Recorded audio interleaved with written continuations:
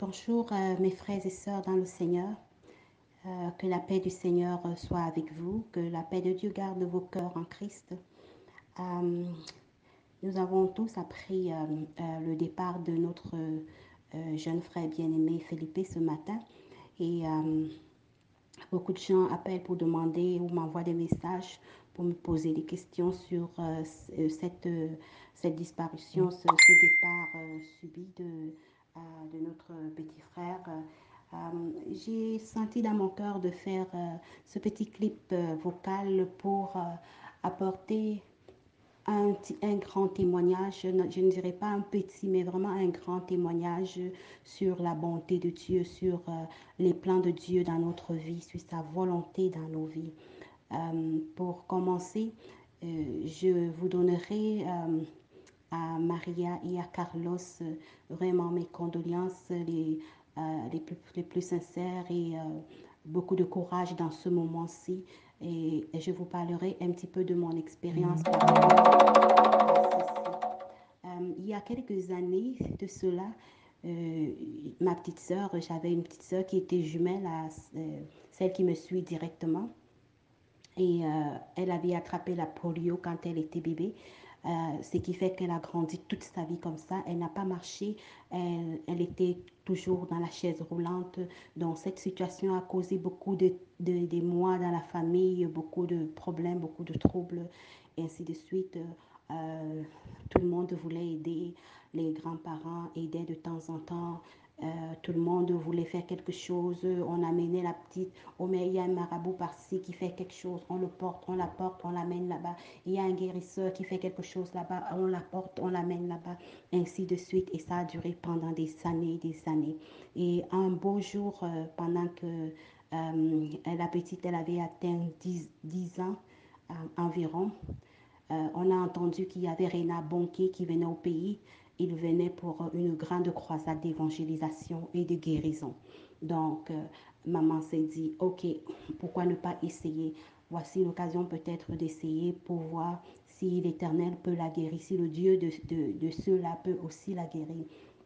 On est allé à la croisade d'évangélisation et à cette croisade d'évangélisation, en effet, il y a beaucoup de gens qui ont été guéris. Il y a beaucoup. On a pu voir vraiment une visitation visible et vraie et véritable se passer. Nous-mêmes, on a reçu beaucoup de miracles et moi-même, j'ai été visitée très, très puissamment. J'ai eu une expérience vraiment spirituelle où ce n'était vraiment que le Seigneur qui pouvait faire cela. J'ai vu les cieux ouverts et j'ai vu une coupe remplie d'un très bon liquide qui se déversait et ça se déversait sur moi et je pouvais vraiment me sentir très bien dans cette présence-là. Je savais que j'avais touché à quelque chose de tangible, j'avais touché à la présence de Dieu. Mais ma petite soeur n'a pas guéri. Du moins, elle n'a pas guéri comme nous on le pensait. Donc, on a continué. Les gens qui nous entouraient nous ont dit continuez à prier. On croit au miracle, on continue à croire et tout. On a continué à prier. On s'est enregistré dans des cellules de prière. On s'est enregistré dans des églises réveillées parce qu'en ce moment, on n'était pas vraiment à 100% chrétien. La situation de cette merveille de Dieu qui était avec nous, nous poussait à chercher la face de Dieu, nous poussait à entrer dans les jeûnes. On s'est dit, oui, il y a des situations où vraiment c'est par le jeûne, c'est par la prière et par le jeûne que des choses peuvent se passer. Alors pourquoi ne pas jeûner et prier et voir ce que le Seigneur va faire? Alors on jeûnait, on priait. Pendant ce temps, on a eu un gros déménagement, on a changé de ville et dans la nouvelle ville où on est allé, on a continué, on a cherché une église réveillée et puis on a continué. Alors, dans cette ville-là, c'était vraiment super. C'est la ville de Bafoussam où pasteur Alain est déjà allé une fois. Le réveil commençait dans cette ville. Tout le monde était super zélé. Alors, on avait des frères qui passaient tous les soirs à la maison pour prier pour notre sœur. On avait des cellules de prière tous les soirs à la maison. Nous tous, on était tellement dans la joie, on a grandi dans le Seigneur, on s'est approché de Dieu, on a goûté à ses miracles. Pendant presque 3 ans, ça a duré. On continuait de prier, on continuait de croire qu'elle allait guérir et qu'elle allait un jour se mettre debout pour marcher. Et puis un beau jour, elle est tombée malade. Elle était très très malade, elle mangeait plus, elle ne buvait plus et ça c'était vraiment difficile comme situation. On l'a amenée à l'hôpital, il n'y avait rien. Les médecins disaient non, il n'y a rien à faire, on ne peut rien faire pour elle et tout. On était désespérés. On est rentré à la maison, on a continué à prier. Les frères revenaient, on priait pratiquement. Il y avait des chaînes de prière à la maison tout le temps, tout le temps, tout le temps.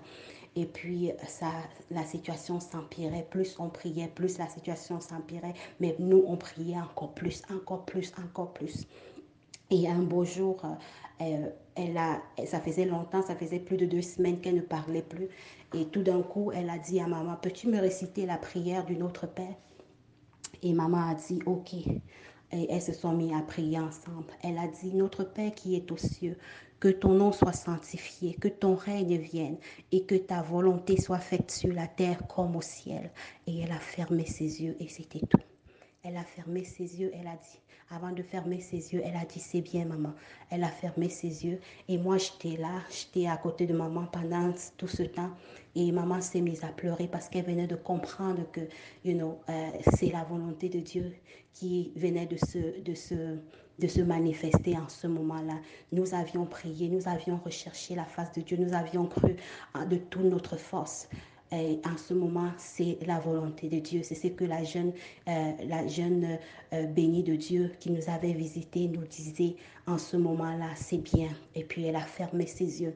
Et moi, jeune chrétienne que j'étais, toute zélée et tout, j'étais très, très troublée dans mon cœur. Ça m'a vraiment beaucoup troublée. Comme la plupart de vous, peuple de Dieu, en ce moment, vous vous dites, on a jeûné, on a prié, on a fait tout ce qu'il faut. Pourquoi ça n'a pas marché? Moi, j'étais là, j'étais vraiment en colère parce que je me disais, mais Seigneur, pourquoi y a-t-il quelque chose qu'on n'a pas fait? Et j'étais en même temps triste, j'étais en même temps dans la culpabilité. Je me disais, mais peut-être qu'il y avait quelque chose qu'on aurait dû faire, qu'on n'a pas fait. Pourquoi est-ce que malgré tout ce qu'on a fait, malgré tout la motivation, malgré tout les gens qui se sont mis tous ensemble comme un seul peuple pour la guérison de Mimi, pourquoi est-ce que Mimi n'a pas guéri? Pourquoi est-ce qu'elle n'a pas guéri? Pourquoi, Seigneur, je t'ai vu pourtant guérir les autres? Je sais que tu guéris, je sais que tu guéris. Est-ce que c'est parce qu'il y a du péché dans notre maison? Est-ce que c'est parce que maman a fait quelque chose? Est-ce que c'est parce que je n'ai pas assez obéi à ta voix? Pourquoi, Seigneur? Que se passe-t-il? Pourquoi n'as-tu pas répondu? Pourquoi? J'avais tellement de pourquoi dans mon esprit. J'avais trop de pourquoi dans mon esprit et j'étais troublée et j'étais troublée. Je pleurais, pas de peine, mais surtout beaucoup de déception et de colère. J'avais l'impression que le Seigneur m'avait abandonné. J'avais l'impression que le Seigneur avait tourné son dos de notre famille malgré tout ce on faisait et tout. Mais c'est comme s'il n'avait pas écouté. Et je disais, mais Seigneur, pourquoi? Y a-t-il quelque chose? Qu'est-ce qu'on peut arranger? Qu'est-ce qu'on peut faire? Et je n'y croyais pas. Je continuais à pleurer. Et finalement, il a fallu qu'on l'enterre parce qu'il fallait qu'on l'enterre rapidement vu son état de dégradation dans laquelle elle était. On ne pouvait pas la garder non plus dans la morgue. Donc le lendemain, on a dû l'enterrer. Et après, après ça, j'étais vraiment très, très, très, très, très en peine dans mon cœur parce que je me disais, waouh, le Seigneur, tu nous as laissé tomber, tu nous as laissé tomber. Ou alors, peut-être qu'on t'a fait quelque chose, peut-être qu'on t'a fâché, on n'a pas été assez bon. Dis-nous, Seigneur, dis-nous, Seigneur. Et je me suis couchée, j'étais en peine et je pleurais dans mon sommeil. Je me suis couchée en train de pleurer, poser beaucoup de questions parce que je ne comprenais rien. Ma foi était ébranlée. Elle était très ébranlée parce que je ne savais plus si je devais continuer à croire au Dieu de miracles quand je n'ai pas vu ce miracle. Mais pourtant, je savais que Dieu fait des miracles puisque je l'ai vu faire des miracles dans la vie de certaines autres personnes. J'ai vu les aveugles voir. J'ai vu les boiteux se lever devant moi et marcher. J'ai vu les paralytiques jeter leur chaise roulante et se mettre à marcher. J'ai vu tout cela et je ne comprenais pas pourquoi ma soeur, elle, n'avait pas bénéficié de cette guérison. C'est cela que je voulais comprendre. Je me suis endormie en pleurant et en posant toutes ces questions à mon Dieu. Et tout d'un coup, dans mon sommeil, je sens mon corps est tellement lourd, lourd, vraiment lourd. Et puis à un moment, je me sens comme mon esprit est sorti du dedans de moi et je m'envolais, je m'envolais, je m'envolais. Je me retrouve dans un endroit.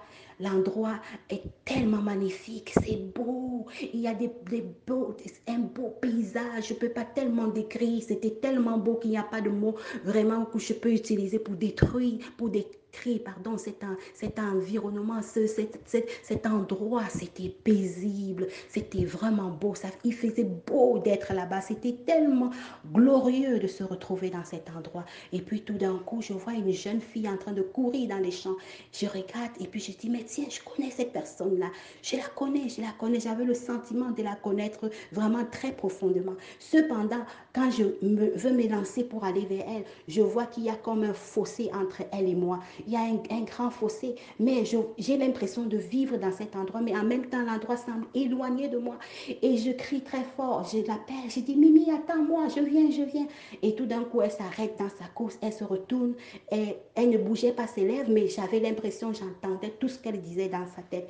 Elle me dit, non, retourne, il n'est pas encore temps pour toi de venir ici. Retourne, le Père t'a permis de me voir, regarde, je suis là, je vais bien, je vais bien. J'étais tellement émerveillée parce que je pouvais la voir debout sur ses deux pieds, quelqu'un qui n'a jamais marché de toute sa vie, mais elle était là toute belle, dans une robe, elle aimait beaucoup les robes fleuries, elle avait une très belle robe sur elle, elle était tellement jolie dans cette robe-là et mon cœur était dans la joie de la voir. Elle me dit non, ne viens pas ici. Le Père me dit de te dire, ce n'est pas encore le temps. Tu as beaucoup de choses à faire sur cette terre. Quand ce sera le moment, tu viendras me retrouver. Et là, je me réveille subitement. Et quand je me réveille, toute cette peine que j'avais dans le cœur, tous ces questionnements que j'avais, tout d'un coup, s'est effacé. Tout est effacé, tout est effacé. Et je commence à comprendre ce que le Seigneur a voulu faire. Mimi, ce miracle-là qui s'appelle Mimi, qui était notre petite sœur, c'était ce miracle qui nous avait permis de donner notre vie au Seigneur. C'est par elle que nous avons appris à nous approcher de Dieu. C'est pour elle que nous avons appris à nous accrocher à lui et de devenir ce que nous sommes devenus. Alors je vous encourage. Philippe a été notre bénédiction. Il a été votre bénédiction. Il a été la gloire qui est rentrée dans la maison et qui n'en sortira plus. Par lui, vous avez appris à vous approcher de Dieu, à crier à Dieu et à vous approcher et de rester dans sa présence. C'est notre bénédiction. Il restera à jamais dans nos cœurs parce que par lui, le Seigneur s'est glorifié. Le Seigneur nous s'est révélé à une famille. Ceux qui ne le cherchaient pas, ceux qui étaient éloignés de lui, le Seigneur en a fait des amis proches au travers de ce garçon merveilleux. Alors c'est le message que je voulais vous apporter, mes bien-aimés, pour nous faire comprendre que le Seigneur ne fait rien au hasard. Tout est bien selon la volonté de Dieu. Ce que Dieu veut est toujours prédominant dans nos vies. Recevez la paix de Dieu dans ce moment de détresse au nom de Jésus.